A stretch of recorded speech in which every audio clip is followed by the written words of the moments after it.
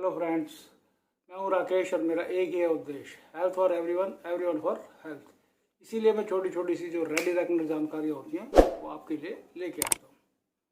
आज इसी कड़ी में हम बात करेंगे मिर्गी के बारे में।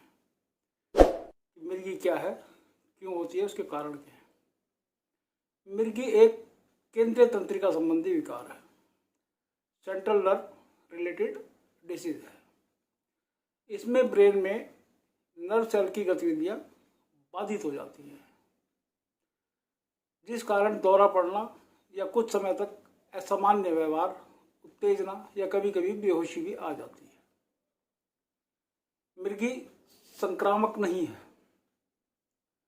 ना ही मानसिक बीमारी या मानसिक कमजोरी की वजह से होती है। यह समस्या किसी को भी कहीं पे भी हो सकती है, यहाँ तक कि जन्म के तुरंत बाद छोटे शिशु को भी हो सकती है। अगर किसी को ये बीमारी हो जाए तो उसे छुपाना नहीं चाहिए, बल्कि डॉक्टर से कंसल्ट करके इसकी दवाई लेनी चाहिए और ये ठीक हो जाती है। कभी कभी तो गंभीर दौरे पड़ने से ब्रेन में नुकसानदायक प्रभाव भी पैदा हो जाते हैं, मगर ज़्यादातर दौरे ब्रेन पे कोई भी नुकसानदायक प्रभाव नहीं डालते। बीमारी से होने वाली मस्तिष्क क्षति से लेकर सामान्य मस्तिष्क विकार तक मिर्गी के कई कारण हो सकते हैं। इसमें सबसे अहम कारण है नींद की कमी। इसमें मरीज को 7 से 8 घंटे की नींद डेली लेनी चाहिए, और अगर फिर भी ज़रूरत महसूस करता है तो थोड़ा और सो लेना चाहिए, कंप्लीटली रेस्ट करना चाहिए। इसमें हार्मोन की गड़बड़ी भी एक कारण है। इसके अलावा नशीली दवाइयाँ लेना, शराब पीना या दूसरे प्रकार का नशा करना, ब्रेन ट्यूमर, अल्जाइमर रोग, दिल का दौरा सहित अन्य विकार मस्तिष्क में होने वाली क्षति के कारण भी मिर्गी के दौरे पड़ सकते हैं। मिर्गी के दौरे कई तरह के होते हैं, जिन्हें 3 श्रेणियों में बांटा गया है। नंबर 1 आंशिक दौरे, नंबर 2 माध्यमिक दौरे और नंबर 3 सामान्यीकृत दौरे। इनको इन 3 दौरों के रूप में जाना जाता है। एक हल्के दौरे की पहचान बड़ी मुश्किल है, क्योंकि इसमें कुछ एक सेकंड के लिए रहता है और मरीज की चेतना कम हो जाती है। इस दौरों में ऐंठन, मांसपेशियों में अनियंत्रितता, झटकों की वजह बन सकते हैं। यह कुछ सेकंड से लेकर कुछ मिनट तक हो सकती है। कई बार मरीज को इस दौरे के बारे में कुछ याद ही नहीं रहता। अब बात करते हैं इसके लक्षण क्या है। मिर्गी के मरीज में झटके आना, शरीर में अकड़न पैदा हो जाना, हाथ पैरों में अकड़न, मुंह से झाग आना, जीभ का बाहर निकलना। कई बार मरीज खुद अपनी जीभ या होठों को खुद से काटने लगता है। आंखों की पुतलियों के फिरने के अलावा शरीर से नियंत्रण लगभग खत्म हो जाता है। अब बात करते हैं इसके बचाव के बारे में।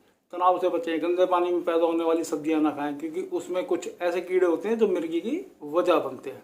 साफ सफाई का ध्यान रखें, किसी प्रकार का नशा ना करें। अगर आप मिर्गी के पेशेंट हैं तो 2 व्हीलर चलाते वक्त हेलमेट पहने या 4 व्हीलर चलाते वक्त सीट बेल्ट का इस्तेमाल करें। ध्यान रखने वाली बात है, लेडीज़ की डिलीवरी भी ऐसे हॉस्पिटल में कराएं और ऐसे अच्छे डॉक्टर से कराएं, ताकि छोटे बच्चे को किसी किस्म की ऑक्सीजन की कमी ना आए। इसके अलावा अन्य लक्षण हैं, स्वाद, गंध, सुनने और देखने या छूने का महसूस नहीं होता, वो इंद्रियों में बदलाव पैदा हो जाता है, चक्कर आना, अंगों में झंझनाहट होना, एक तरफ नजर टिकाए रखना, ऐसा लगता है आसमान को देख रहा है तो आसमान को ही देख रहा है, या सामने देख रहा है तो सामने देख रहा है, कोई प्रतिक्रिया ना करना, इस तरह के लक्षण पैदा होने लगते हैं। अब बात करते हैं कि मिर्गी के दौरे के लिए डॉक्टर कौन कौन से टेस्ट कराते हैं। Number 1 blood test. इसमें इन्फेक्शन रोग के लक्षण, लीवर, गुर्दों की जो कार्य प्रणाली है, ब्लड शुगर लेवल आदि चेक होते हैं। दूसरा होता है इसका EEG टेस्ट। ये मिर्गी के दौरे के लिए एक अहम टेस्ट होता है। इसमें आपको कोई कार्य करने के लिए कहा जा सकता है। कभी कभी ये टेस्ट नींद की कंडीशन में भी होता है।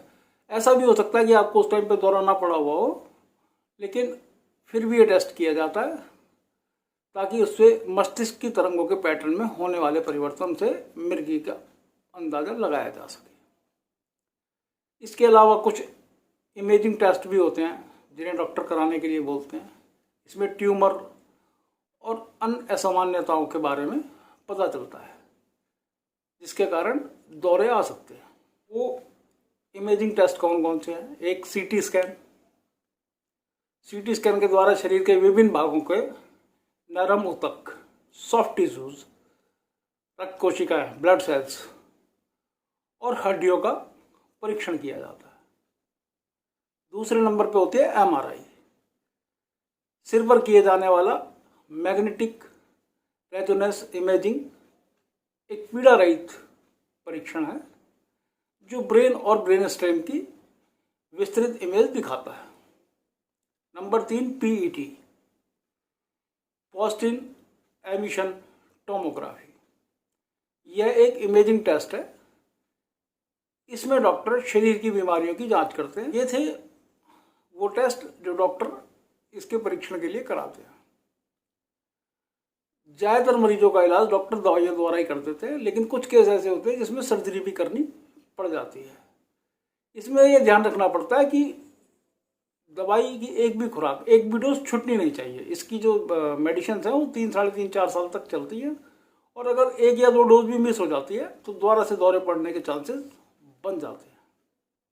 इसलिए दवा लेना बंद ना करें, टाइम से दवाई लें। तो दोस्तों, ये थी मिर्गी यानी एपिलेप्सी, उसके कारण, उसके लक्षण, उसमें कराए जाने वाले टेस्ट, उससे बचाव और उसके इलाज में डॉक्टर क्या करते हैं, वो सब चीज़। ऐसा नहीं है कि ये बीमारी कोई ज़्यादा खतरनाक है।